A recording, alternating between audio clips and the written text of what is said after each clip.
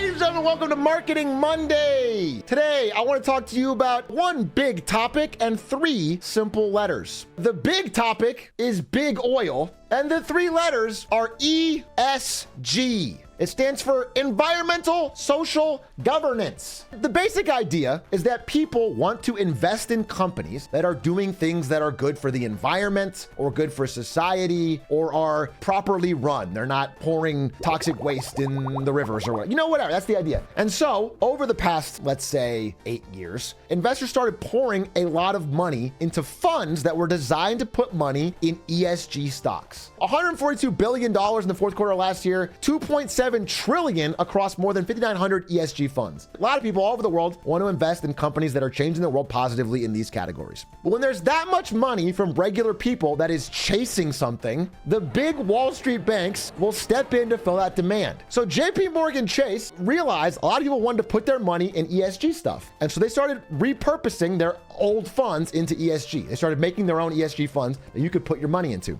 This is JP Morgan's website where you can invest in all of these ESG funds, and they make sure that they're best in class. And if you have money, give it to JP Morgan and they're going to put it towards ESG progress. Okay, that's the idea. On the other side of the globe, there's a company called Saudi Aramco. It is the largest oil company by revenue in the world. This is them now. As you can tell, they're not exactly very environmentally friendly. In fact, not only do they pollute a lot, but they lie about how much they pollute. So you'd think in the world that these two things would be ships in the night. Never the twain shall meet. They're not going to cross paths, right? Because this is a fund of regular people trusting a bank to put their money in towards environmental causes, and this is the world's largest oil company. But JP Morgan Chase noticed one thing. When you survey your customers who give you money to put into ESG funds, the number one thing they want is a high rate of return.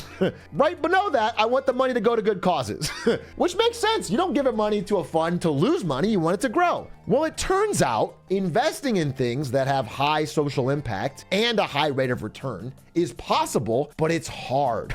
Solar companies, a lot of them lose money, go out of business. Wind companies, a lot of them lose money, go out of business. You know what companies are always growing and always making lots of money and are easy to invest in? Oil and gas companies. Okay, Saudi Aramco has a $161 billion profit recently, the largest ever recorded by an oil and gas firm. Okay, everything they drill, they sell. It's great. It's a profit center. And so they do a little bit of trickery. Now, this looks pretty complicated. I simplified it. It's basically TF2 spy.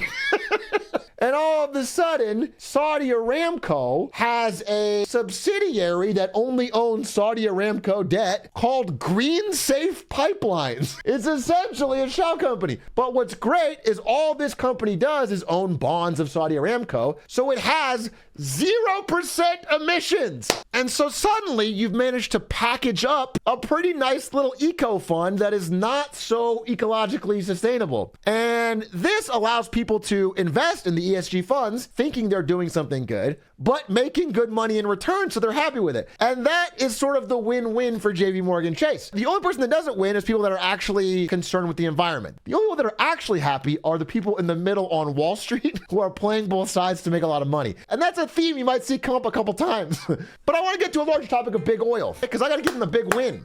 Big oil has realized everybody wants their product, but nobody wants to want their product. They've realized they have a marketing problem. When you spill 88,000 gallons of oil into the Gulf recently, people get mad at you and you're like, well, but they want the oil when they have astonishingly high pollution in global South countries. Everyone doesn't want to see that, but they still want the oil. How do they get around this? And so Shell has figured out a solution, and this is their first big win. Gamers and influencers. This is how Shell is going to turn it all around. Forget trying to cut emissions. Forget trying to change their business. Let's get gamers and influencers to boost our image among the youth. They're hiring a full-time TikTok channel manager whose goal in the description of the job is to make it one of the biggest and most active accounts on TikTok. That is an impossibility. but they've already started. I am Sage Erickson. Like surfer Sage Erickson. She has many environmentally friendly save the ocean type TikToks, and for some reason took Shell's money for this ad where she says absolutely nothing about Shell. What's funny is I don't even super blame her because this ad is such a waste of money on their part. She doesn't say one thing about Shell the whole time. They just gave her a bunch of money and then slapped her logo on this video. Obviously, that was only step one of their plan. Step two, you have to get the real gamers because the gamers run the internet now. And so they invented something even better. Ultimate road trips, Shell V-Power Nitro in Fortnite!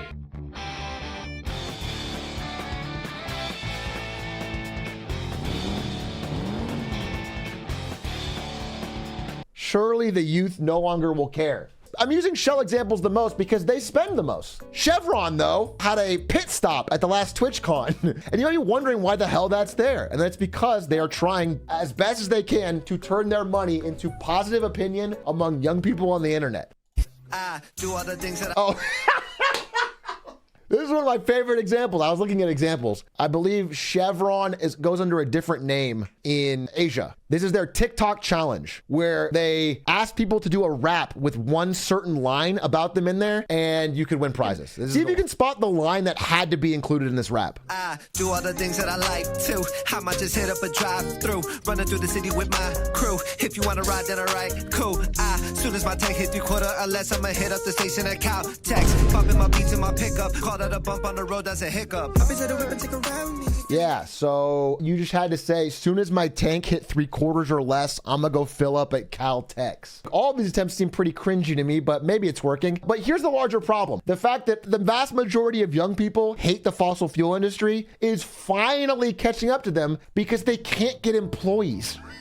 The era of high salaries is no longer enough. They're having a talent crisis. The money is just simply not enough because people are either worried about the environmental impact or that the jobs won't be around. Now, this is sort of a moment of desperation. Now they actually need the talent. So this stuff won't cut it. And that's why they're now doing $700 million to fund research at current universities. And then more interestingly, this old guy is trying to create his own university that is like greenwashing the idea of being a petroleum engineer. It's like the University for Environmental Sustainability Engineering, but it's just rebranding the title of petroleum engineer to like sustainability. It's the same course with a different name. I love that all of their solutions involve like repackaging and rebranding and marketing rather than any actual change. Speaking of a company going through some marketing times, let's talk about Boeing. You may have seen this in the news, but one of the Boeing planes had the door plug rip off during flight. The stock did not respond well, especially as inspections of other similar planes found other like loose bolts and things like that, just bad quality control. But the question that I found interesting from social media was, would it be considered insider trading if you were on the plane while the door blows out and everyone is screaming and you turn on your noise canceling headphones, ignore them, pull up your phone and load up on Boeing puts? The answer, interestingly, is no, it's not.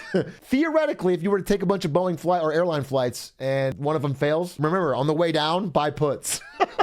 But just to zoom out a little bit on the subject of Boeing, people are often asking what the hell's going on over there. And I saw a big spat on social media again, saying it was because of DEI. We have a lot of 3-word acronyms today. Diversity, education, and inclusion. The idea is that they got non-white engineers and that's why they're failing. You know, if you look more into it, the failures at Boeing have been going on for a very long time. And again, it seems like the real culprit, if you go back to the beginning, this 1997 merger where the company went from being ran by the engineers to being ran by the finance team and the people with ties to Wall Street.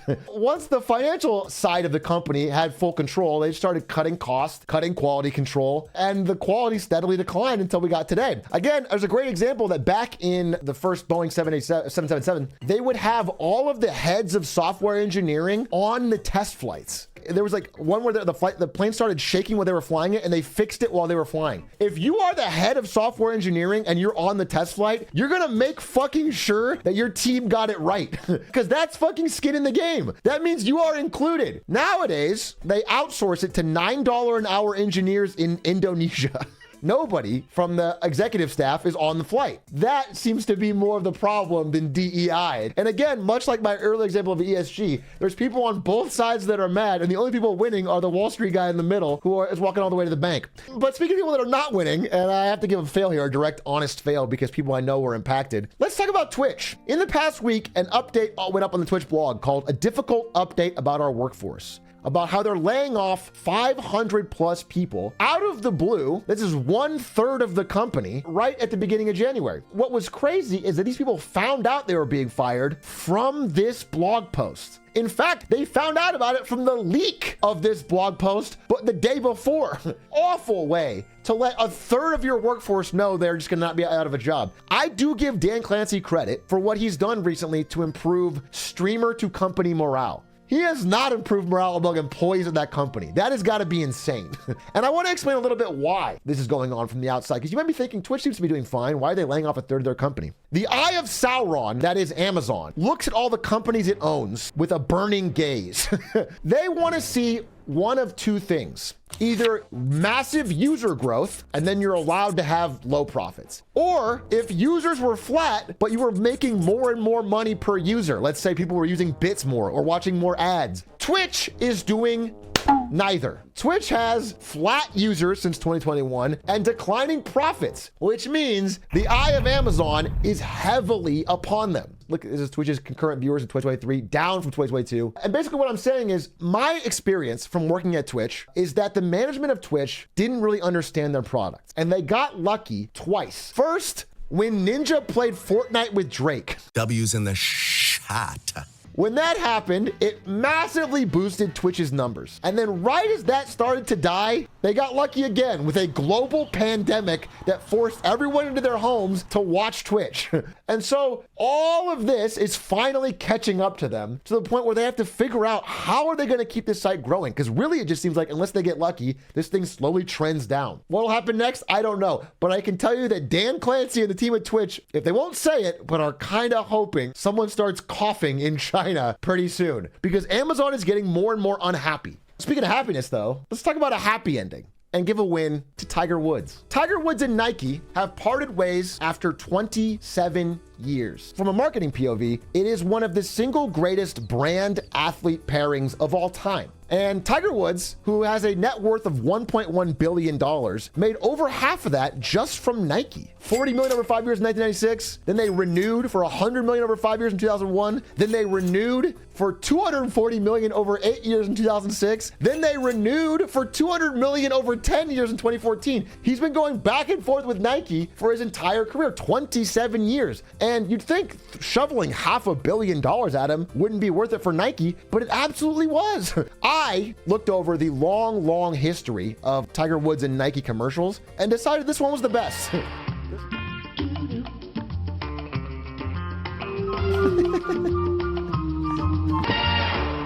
Boom!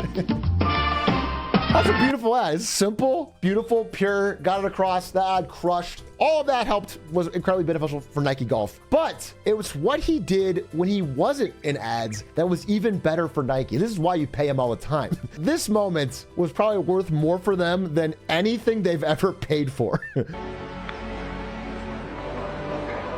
at the logo.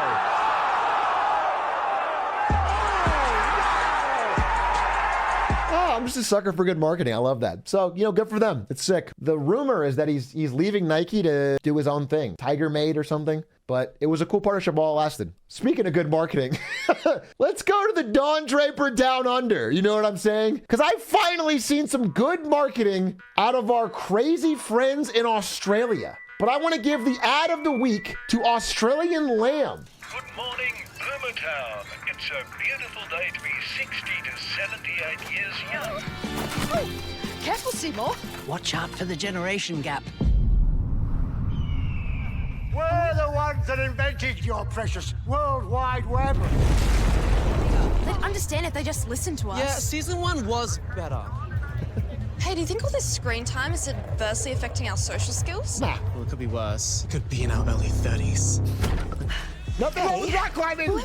I just feel like no one pays attention to Gen X. We've got so much to... I don't care what they do, just not in my backyard. Hey, my backyard! Is that land? At least we can agree on something. Generation gap.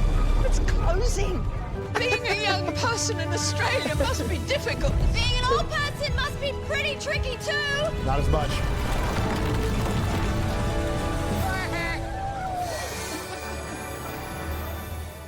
Anyway, as you can see, that ad's shareable. It's viral. It's funny. And you know what? It did really, really, really well. Got people talking. And so if you're the Australian Lamb marketing agency and you managed to get an ad that goes viral outside of Australia, you did something right. That's crazy. Anyway, impressive. Good job. I give it a win. That's my marketing ad of the week. The real winners of this past week were the lawyers. The lawyers won this past week because we had a whole bunch of lawsuits, including one of the largest AI lawsuits in history, as the New York Times openly accuses OpenAI of stealing all of their stories going back to the 1800s, basically like almost 200 years of stories, and using them as training data for what they're creating. And New York Times is one of the few organizations big enough, not a tech company, and getting ripped off by this, that can actually put some muscle behind this lawsuit. They are suing OpenAI and Microsoft for billions of dollars as they have found concrete evidence that you could ask the AI chatbot about recent topics and it will just literally take stuff verbatim from their articles. And the New York Times stuff is behind a paywall, which means OpenAI is stealing.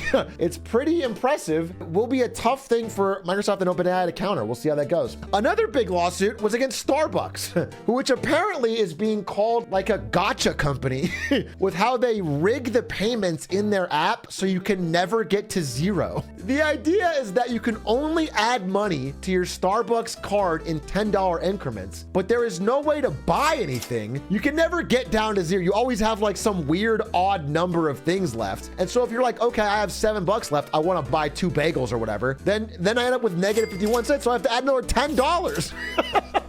While that's not a major deal in the grand scheme of things, it's kind of generally annoying to a lot of people. So many people that Starbucks has $900 million just sitting in fallow accounts. At the end of the day, it's added up something where it's like people want that money back. Collectively, they want that money back. We'll follow up on this. We don't know how it's going to go, but that is a major lawsuit this week. And then finally, a lawsuit victory. There was a class action lawsuit against Apple because they had been slowing down or weakening the batteries of old phones, and customers sued them and won. So they're sending out checks. If you are part of this Batterygate lawsuit, you're gonna get some sort of check. This is just the beginning because it's looking like the United States is getting closer and closer to doing a sweeping full antitrust case against Apple for basically locking down every single thing they do into their own ecosystem. So it's like very hard to use like Apple earbuds on a non-Apple phone. If you have an Apple credit card account, you can never switch. Like anything you use, you're locked into one system. And so the United States is trying to break that up and make it more easy to have interoperability is the idea. That is a tech fail for Apple, but there is one person in the tech industry who had a big win this past week.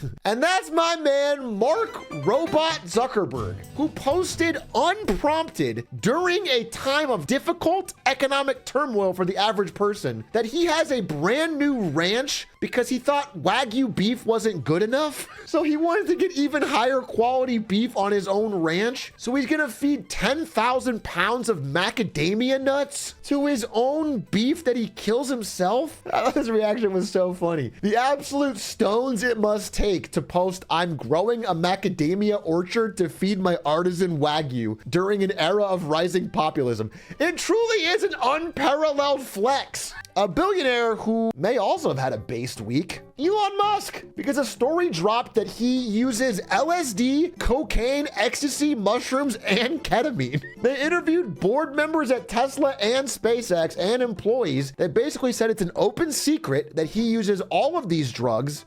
We obviously knew he took a puff of weed every now and then, but I wasn't personally aware of the level of ketamine use that is at least alleged in this article. All that being said, though, to me, how do I say this? It's funny, but I don't care. Like, there's things to criticize Elon on, but he could easily be good at his job and do ket or LSD or cocaine. It's not. It's. I think it's hilarious, but it's not a problem. He didn't deny it. He said TMZ has higher standards than the Wall Street Journal, but he also said, you know, if drugs did improve my productivity over time, I would definitely take them. which is like, I didn't do it, but if I did, it'd be fine. I think if you're an investor, the more thing you'd be worried about is that the stock has been flat to down for 6 months. There was a video back in 2011, which is remarkably relevant now. Let's take a look at this. BYD, which is also on the West Coast, I think they're ramping up production of their electric vehicles. Warren Buffett owns 10% stake in that. Why do you laugh? BYD is trying to compete. Why do you laugh? Tell me why you're laughing. You don't see them at all as a competitor. No. For you. He seemed very confident laughing at BYD in that interview. But unfortunately, 13 years later, Tesla was just passed by China's BYD as the world's biggest producer of electric vehicles. And again, Tesla is at least still a globally recognizable good brand that's selling many cars. And the real story of this has been BYD's shockingly low prices. For consumers that want to adopt a cheap EV, they've been crushing. Their lowest end model, $13,000. $13K for a functioning EV is crazy. And the reason we don't have these in the United States is because we have a tariff. We are very, very scared of having China get any foothold in the United States market. If you're in Europe, you'll see BYD cars floating around. If you're in South America, you see BYD cars floating around. But in America, we don't allow it because we have a massive 25% tariff. That being said, the price differential is so great that these cars with a 25% tariff on top of them are still the cheapest EVs available, which is crazy. And if you look into it, the reason is that China, unlike other countries, has allowed its EV companies to own the entire supply chain. BYD owns the mines, they own the battery factories, they own the chip factories, they own every single step of the process, which means they can vertically integrate and keep the process low. And so, because this tariff isn't enough, the United States is considering an even higher tariff. We're gonna add like 30-40% markup on any Chinese car that tries to sell in America. Now, there's a follow-up to this story that I'll probably go into in the future, where it looks like Chinese companies are maybe investing in Mexico to like do a loop around so where it becomes a Mexican car and then can ship into America for free. So if you start seeing a spike in Mexican-made EVs, keep an eye out. And the reason EVs have taken off so much more in China than in America is not only that they're cheap, but that there is a large Chinese government push to become the world leader in EVs. So in China, for example, in large cities, you cannot get a license plate without applying for one. And that's sort of a lottery system because they don't want to overload the city with cars. And so the odds of getting it are very low if you're buying a gas-powered car. But the license plate is free and you can skip the lottery if you buy an all-electric vehicle. Instantly, everyone in Shanghai wants an EV. So suddenly, they instantly jump-started their EV industry. And speaking of China, let's take a quick detour and talk about the most important story in China. Wazzup Beijing. What is up, Beijing? There's only one story that matters right now in Beijing. And in fact, we should rename the segment, Oh Hey Taipei, because really the story isn't in Beijing or China, it's in Taiwan. The elections are in 3 days. And this is a very important election, which you may not understand. There are 3 parties, the blue party, the green party, and the white/turquoise party. I'm gonna give you a very quick primer, but the idea is that currently the green party is leading and they are the ones that are kind of anti-China. The blue party is like, hey, this is a stand down. Let's have peace and integration more with China. And then the white/turquoise party is like, hey, the China question isn't really that important. These are the 3 parties. And right now, this is the current standings, but you'll see the margin of error shows that almost any party here could win. It's tough. It's really tough to see who's going to win. But I will tell you one thing. China does not want the Green Party to win, hoping that the majority of Taiwanese people make the right choice, warning of the extreme danger that this leader winning would cause. They are basically saying this is a peace and war election, which is pretty insane as the Green Party, again, is currently leading in the polls. They have been flying out hundreds of Taiwanese politicians to have cheap chips to China to hopefully influence them before the election. They have been floating spy balloons over Taiwan. They have been using some kind of like religion as a weapon influence. And so Stefik, our Marketing Monday researcher and Chinese translator, asked her friends and did some digging on social media to see some of the opinions. And she's finding out that there are many overseas Taiwanese citizens who are returning to Taiwan to cast their votes. The election is so pivotal. People are flying in from America and all over the world to go home and cast their vote. There's the Green Party that's saying if the CCP wasn't a threat to Taiwan, the DPP wouldn't know how to run an election, which is pretty funny. Basically saying that like the Green Party is what they're voting, if they didn't figure out the anti-China part, if like it wasn't the only thing that mattered, then they're not actually very good at governing.